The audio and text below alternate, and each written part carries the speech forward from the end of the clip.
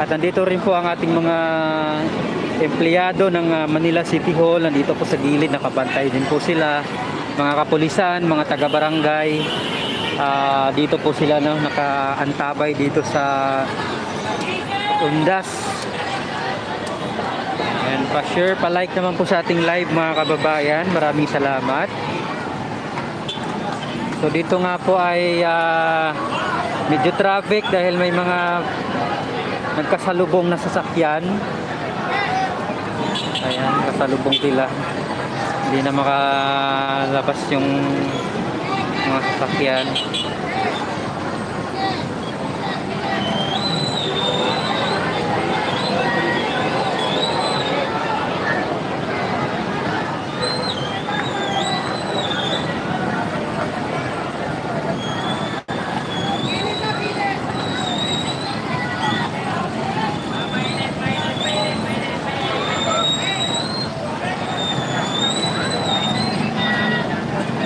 Magandang hapon mga kababayan.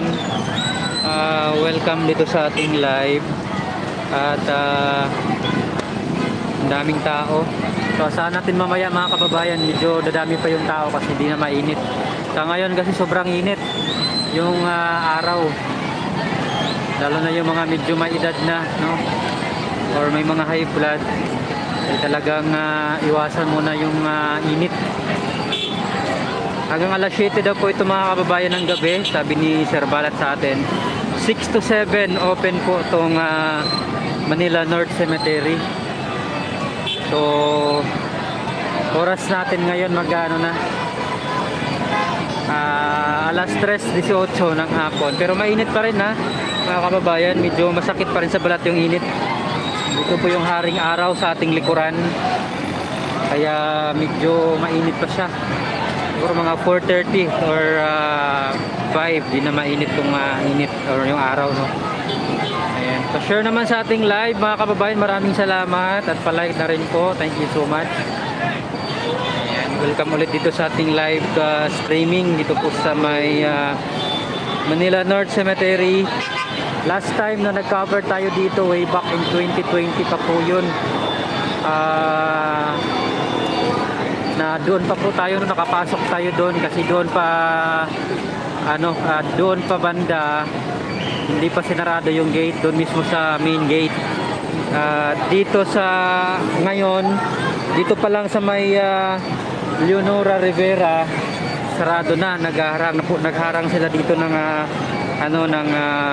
gate para yung mga sasakyan hindi na makapasok doon, yung mga pampublikong sasakyan hindi na makapasok doon sa gate mismo or sa main gate, para maglakad na lang po yung mga tao. At yun nga po, ano po yung tao, may papasok, may palabas. Pa-share naman sa ating live mga kababayan, maraming salamat po. Marami rin po dito mga nagtinda ng bulaklak, ng mga kandila, mga inumin, no? Mga pampalamig. Kasi sobrang init ang panahon. Kaya ayun. Ayan, shout out sa ating 51 million viewers.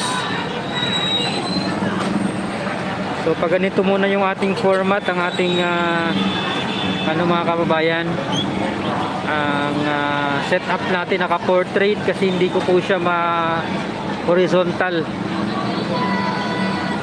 Ay vertical ba horizontal yung pahiga, landscape. Hindi ko siya ma-landscape ayaw ng cellphone natin.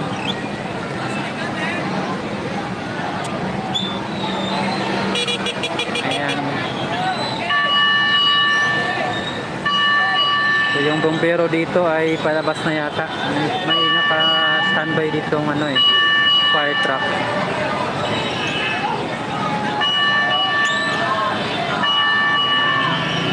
Comment po kayo mga kababayan para mabasa natin ang inyong mga comment, para may sasabihin tayo or visit tayo dito magbasa ng inyong mga comment, para hindi ko masyado maramdaman yung init. Busy tayo sa pagbabasa ng mga comment.